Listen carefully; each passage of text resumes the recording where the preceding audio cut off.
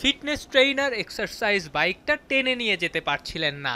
সাহায্য করতে এগিয়ে আসলেন pace bowling coach Andre Adams. ছবিটাকে প্রতীকী ধরা যায়। ওয়ানডে র্যাঙ্কিংয়ের 10-এ নেমে যাওয়া দলটার সফলতার রাস্তায় হাঁটতে হলে একে অন্যকে সাহায্য করা ছাড়া বিকল্প কই। ইউএই আর পাকিস্তান সিরিজ দিয়েই আনুষ্ঠানিকভাবে টি-20 অধিনায়ক হচ্ছেন লিটন দাস। এই দুই সিরিজের অনুশীলন ক্যাম্পে হেড কোচ আর সিনিয়র সহকারী কোচের সঙ্গে পরামর্শ সেরে নিলেন লিটন। যদিও যে সিরিজ নিয়ে এলকেডিদের এত পরিকল্পনা, সাম্প্রতিক বাস্তবতায় সেই পাকিস্তান সিরিজ মাঠে গড়ানো নিয়েই শঙ্কা।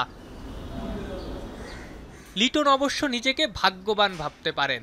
ইনজুরির জন্য পিএসএলে মাঠে নামার আগেই বাংলাদেশের বিমান ধরতে না হলে নাহিদ রানা, রিশাদ হোসেইনদের সঙ্গে তিনিও ভুগতেন নিরাপত্তা সংকটে।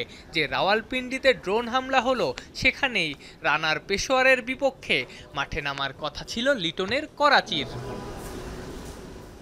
রানা, রিশাদ পাকিস্তানে, দেশটার সাথে সিরিজ হওয়া নিয়ে শঙ্কা। ওয়ানডে র্যাঙ্কিংয়ের 10-এ নেমে যাওয়া জিম্বাবুয়ের সাথেও সিরিজ জিততে না পারা, সাম্প্রতিক এত ব্যর্থতা আর খারাপ খবরের পরও নিজেদেরকে চাঙ্গা রাখার চেষ্টা করছে বাংলাদেশ দল। ব্যর্থতা দূর করে সফলতায় ফিরতে হলে নিজেদের উৎফুল্ল রাখা জরুরি। 5 তারিখ থেকেই ইউএই আর পাকিস্তান সিরিজের প্রস্তুতি শুরু করেছে বাংলাদেশ দল। প্রথমে 3 দিন স্কিল প্র্যাকটিস করে একদিন রেস্ট করে শুক্রবার থেকে আবারও শুরু হয়েছে অনুশীলন। এদিন জিম আর রানিং সেশন করেছেন ক্রিকেটাররা। শুক্রবারই প্রথম দল সমেত অনুশীলন করেছেন শান্ত লিটনরা। আফনান পিয়াল, যমুনা স্পোর্টস, ঢাকা।